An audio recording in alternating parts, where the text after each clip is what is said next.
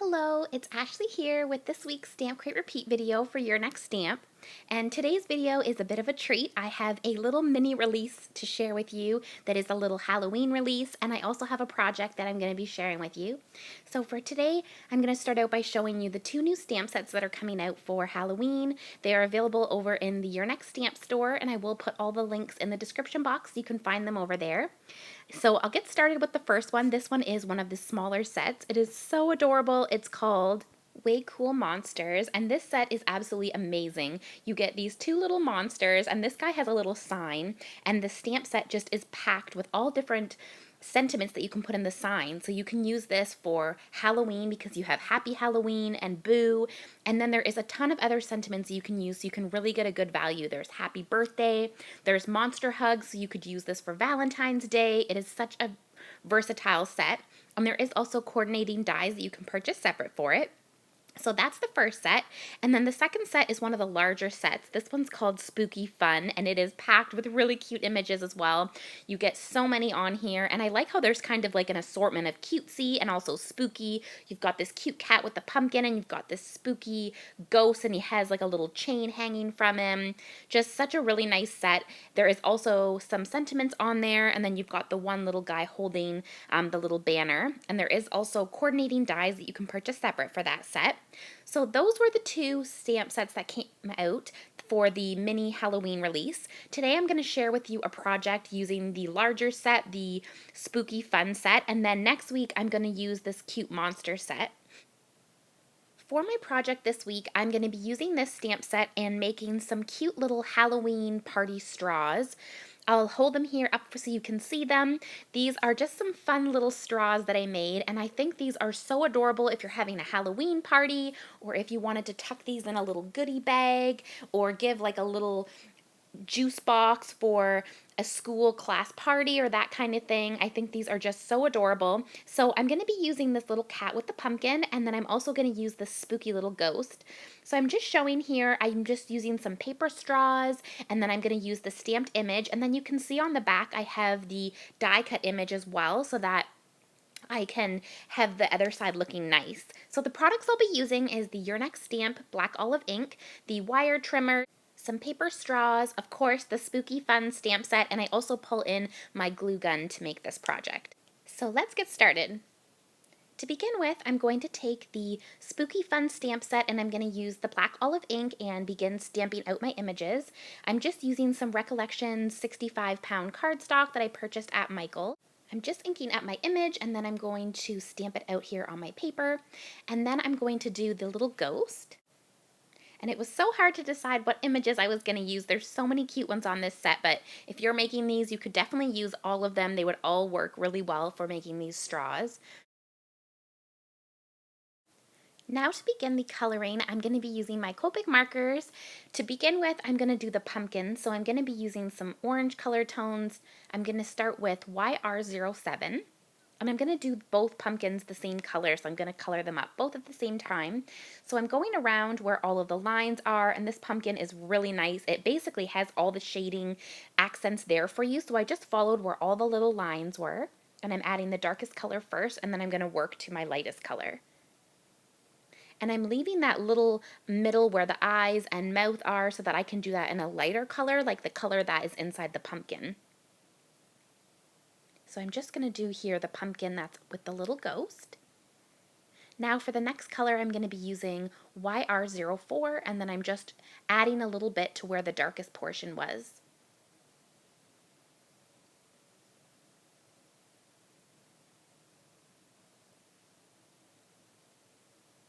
This little guy is so cute popping out of that pumpkin, and I love how there's little candy splattering there as well. Then I'm going to do the last orange color, which is going to be YR02. And I really want there to be a lot of dimension on the pumpkin, so once I finish with this lighter color tone, I'm going to go back in with my darkest color.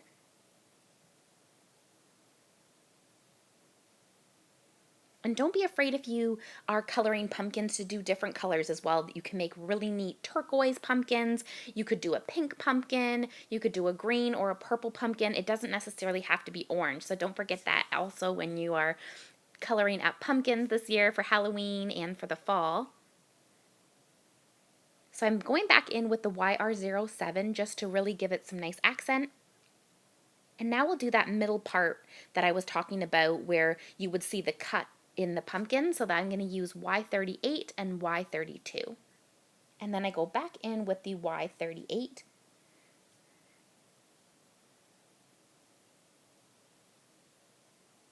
For the next color, I'm going to use some yellow here. I'm going to use that same color that I just used, but on the candy.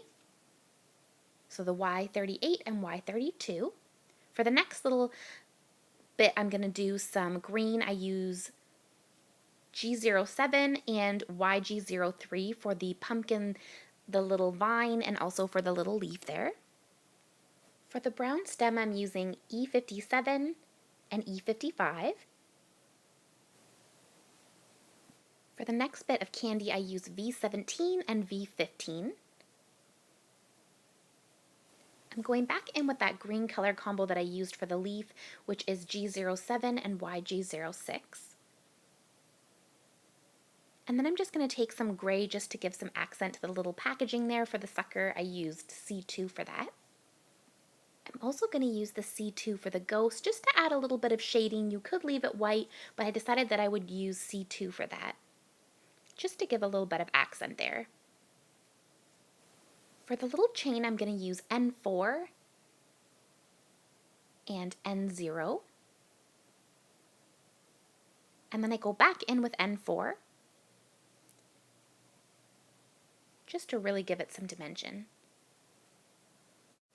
For the cat, I'm going to do the inside of his ears in RV13 and RV11. And then I do go back in with the RV13 just to give it some darker dimension as well. Then for the cat's fur, I'm going to use E18.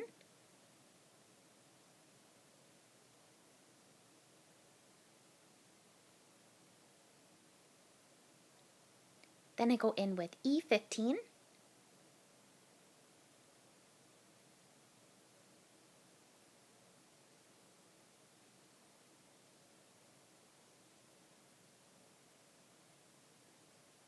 E13.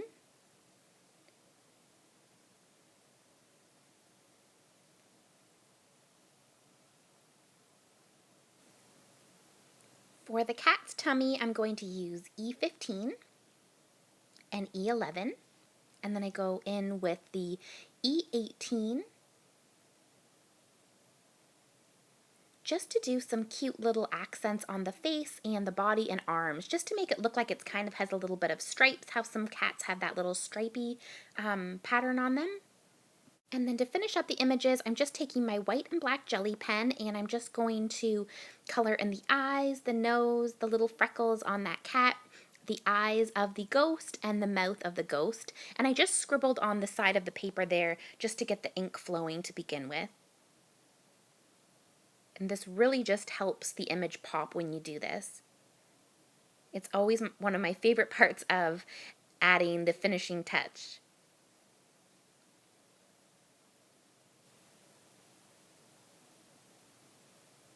Then with my white jelly pen, I just added 3 little accents on the cheeks. And then I'm just going to add a few little accents on the pumpkin. There is some awesome little circle accents on the pumpkin already, so I just went over top of them and added a few little lines just to really accent and give it some dimension.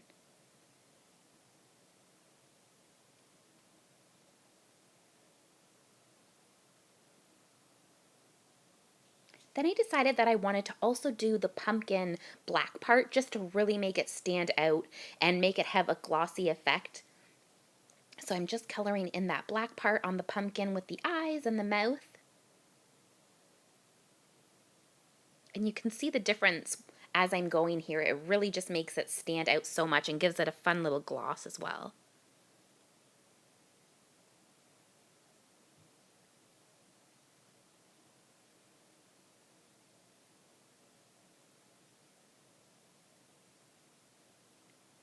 So the images are all colored and done. Now I can take the coordinating dies and I'm going to use my wire snips here. And for this project, I would definitely recommend the coordinating dies because I'm going to use them to not only cut out my image, but I'm also going to cut out an extra of each of the die cuts as a backing piece. So I'm going to take my washi tape to begin with and just adhere down these dies. And make sure to wait for the white and black jelly pen to dry before you do this part because you don't want it to smudge.